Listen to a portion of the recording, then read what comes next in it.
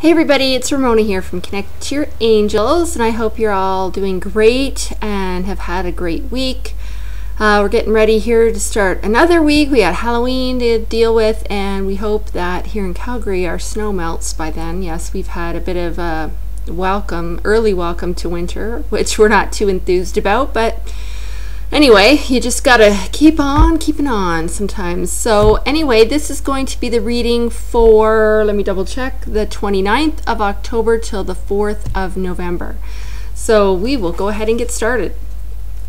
And I will, sheepers, they're almost flying out of here. Okay.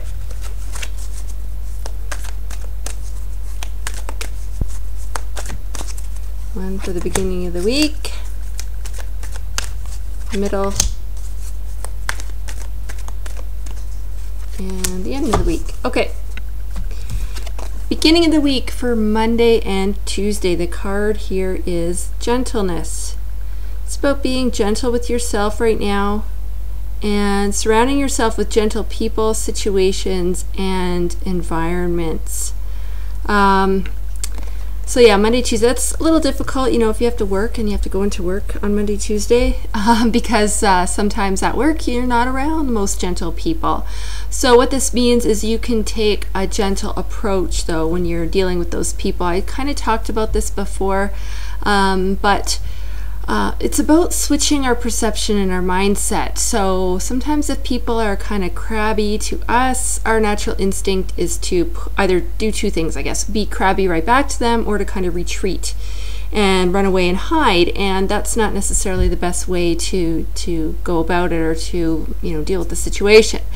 Instead, sometimes you might want to just take a couple of steps back and try to, you know, not necessarily put yourself in the other person's space, but you don't really know what's going on behind the scenes with those people, right? You don't know, you know, what happened to them that morning before they got into work, what situations they're encountering. The way the angels show it to me, it's like a wounded animal who, when they are wounded, can be very ferocious, and it's because they don't want their predators, or their predators, I guess, to know that they are, you know, vulnerable. So they put on this front of being very, right? So it's the same with people. Sometimes when they have that front, they are actually very wounded or hurt inside themselves.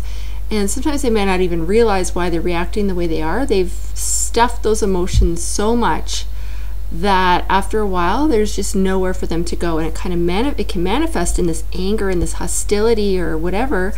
And also it can manifest physically in the body and give you a dis-ease within yourself, which can then become a disease. So the message here really too is about dealing with those things, dealing with the emotions. Do not stuff. No. Don't stuff your emotions. Deal with them in a healthy and positive way. So some of the things you might want to do, first of all, tell people, use your voice, speak up for yourself. You know, too often we get all upset, we jam it in, and then after them we're like, you know, that Seinfeld episode of George, and he's walking and he's like, I wished I would have said this, and I wished I would have said that. Well, get it out, say it, you know. But some people are still not good with that, and I understand. So some other things you can do are, you know, sweat it out, exercise, do something to move your body that makes you feel good, and that helps to release the feelings that you have. It's actually great too, because when we sweat, we release toxins. So that's another great way. Write it. Just get a pen and paper, computer, keyboard, whatever, and just, you know, not with the intent of ever sending it as a letter or anything, but just sometimes to get it out so it's not stuffed. So, you know, you can examine a few other things as well that you might think work for you, but take some time to do those things, because it's not good when we stuff. Okay, that's what they want you to know. All right, heading into Wednesday, Thursday. Ooh, this looks good. Whoop, be good if I could show it properly. Prosperity, and I love the imagery in here. Whoops. Okay, so it's saying your material needs are provided as you follow your intuition and manifest your dreams into reality. So how do we do that? You know, sometimes the angels are like right there ready to bring you stuff, and you know, if we have a low vibration, it's really hard to manifest, to bring things into our lives. And so what I mean by low vibration are when we have the emotions of fear, anxiety, worry, sadness, depression, those types of things, we vibrate at a very low rate. And so when we're in that mode, it's difficult to manifest, if not impossible, to try to bring into our lives all the wonderful things that we want and we deserve. But when we are feeling the emotions or the feelings of happiness, excitement, joy, passion, gratitude, then our vibration lifts instantly, and you can actually feel it. If you just think about something that gets you excited or something you're passionate about, you can tell, like you feel different. And so as much as possible, we want to be in that range of vibration so that we can then manifest all this wonderful stuff that we're deserving, and that's like right there just waiting to come into our lives.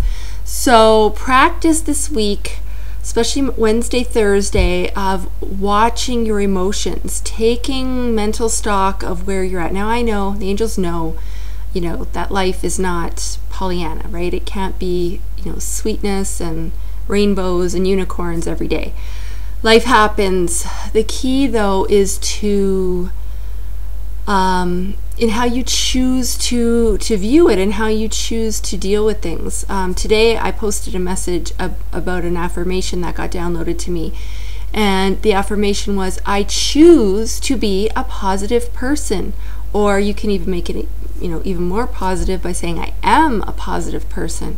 So when we're faced with not so great stuff, we have a choice on how we want to view that and how we want to, what we want to do with that. So it's plunked in our laps. It's like, oh, that's great. Well, what am I going to do with this?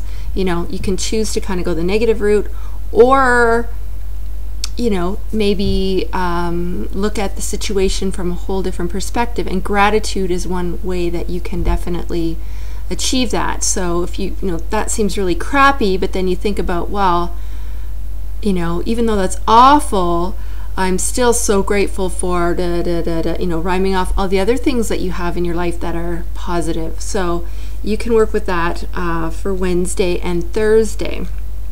All right, into the end of the week, Friday, Saturday, Sunday, we might need to, I'm going to do it this side, sorry guys, prioritize a little bit. Can you see that? I'm just trying to get the camera to focus on it. There we go. Focus on your highest priorities, because it will help you get organized and motivated. So you're all sitting there going, yeah, my highest priorities, I have a list of 20 things to do. Well, the angels are saying that's not really realistic. So we need to lighten the load a little bit. If you're confused about what really is a priority, ask the angels. They're really good. They'll help you. They'll tell you in your head the number one thing. Say, angels, what's the number one thing I need to focus on, and see what comes to you. You might get a gut feeling, a thought. They'll let you know in some way, shape, or form what it is you need to focus on, and you probably know it already. You're probably I'm hearing that a lot of you guys are procrastinating right now. Actually, it's like your number one thing that you have to do. You know it, but priority 5 and 6 is what you're working on, because you just can't face that one thing. So they say if it seems overwhelming, you kind of have that what is that word? And like paralysis. You just can't get started on something.